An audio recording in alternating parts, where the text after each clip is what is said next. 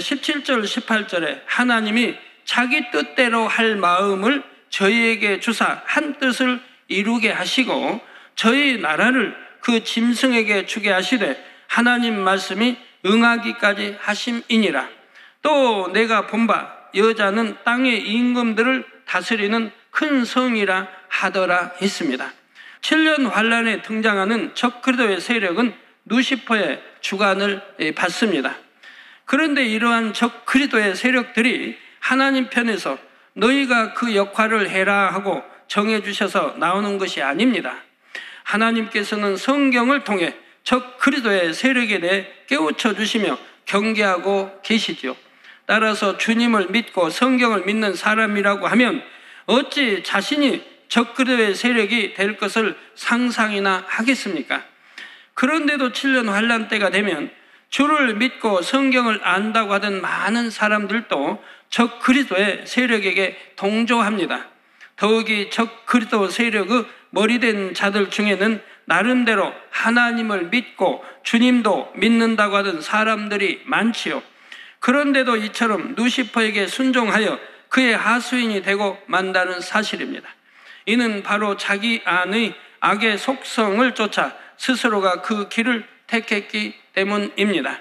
누가 그들에게 꼭 그렇게 해야 한다고 처음부터 정해준 것이 아니지요. 자기 악에 따라 스스로 택한 것입니다.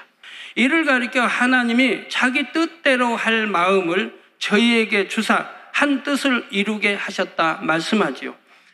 사람들 중에는 하나님을 오해하여 하나님께서 일부러 어떤 사람은 강팍하게 하시고 악한 도구로 쓰이게 하신다 말하는데 이는 결코 맞지 않는 말입니다.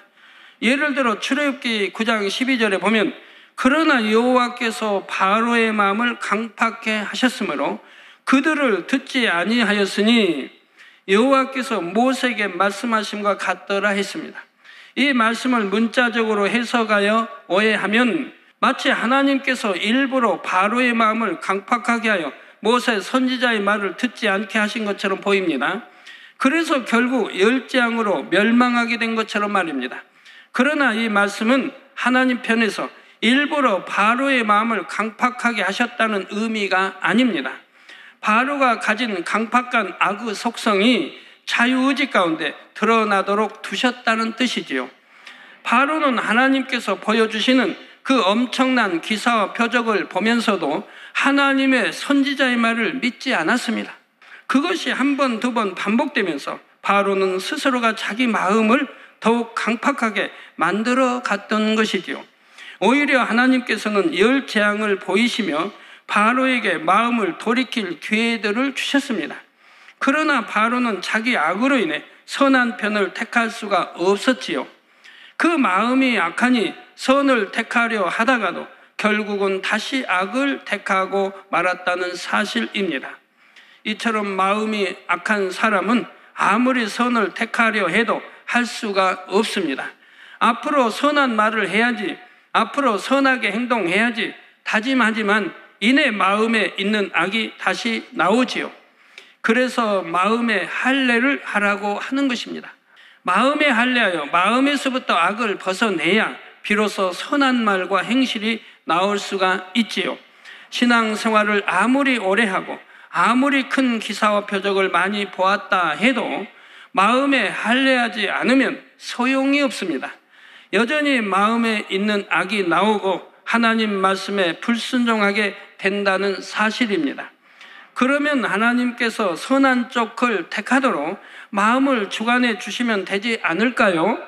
이렇게 생각할 수도 있지만 이는 공의에 맞지 않습니다.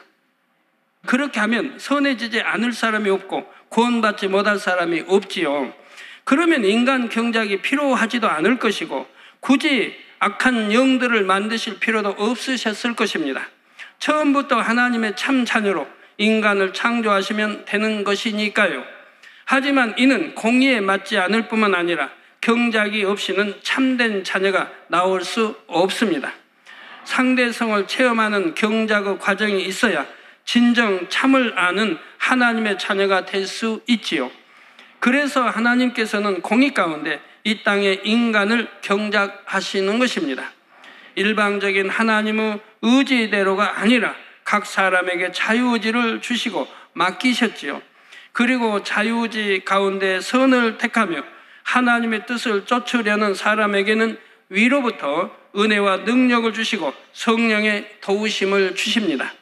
반면에 자유의지 가운데 스스로 악을 택하고 하나님의 말씀에 불순종해가는 사람은 오히려 원수마귀 사단이 잘한다 부추기며 어둠으로 인도해 간다는 사실입니다.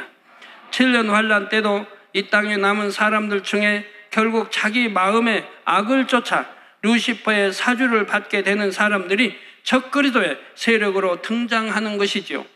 그리고 하나님께서는 원수마귀 사단에게 허락하신 그 기한이 차기까지는 그들을 그냥 두십니다. 이 땅에 자기들의 나라를 세우며 어둠의 권세를 휘둘러 가도록 두시지요. 그러다 정해진 기한이 다 차고 마침내 천년 왕국이 이룰 때가 되면 하나님께서는 그들을 멸하시며 이 땅에 새로운 하나님의 나라를 이루십니다.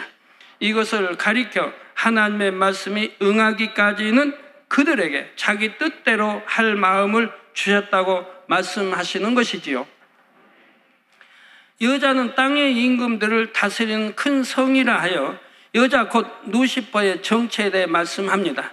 땅의 임금들이란 이 땅에서 권세 잡은 자들, 다시 말해 하나님을 대적함으로 악의 권세를 잡은 자들을 가리킵니다. 또한 욕심 가운데 부와 명예와 권세를 취한 자들, 그러면서 적그리스도와 손잡고 이 땅에서 임금처럼 군림하던 자들을 가리키지요. 루시퍼가 바로 이런 모든 악한 권세와 머리된 자들의 가장 우두머리가 된다는 사실입니다. 루시퍼가 그들 뒤에서 조종하며 더욱 악을 바라도록 만드는 것이지요. 그래서 여자이며 음녀인 루시퍼를 가리켜 땅의 임금들을 다스리는 큰 성이라 표현하고 있는 것입니다.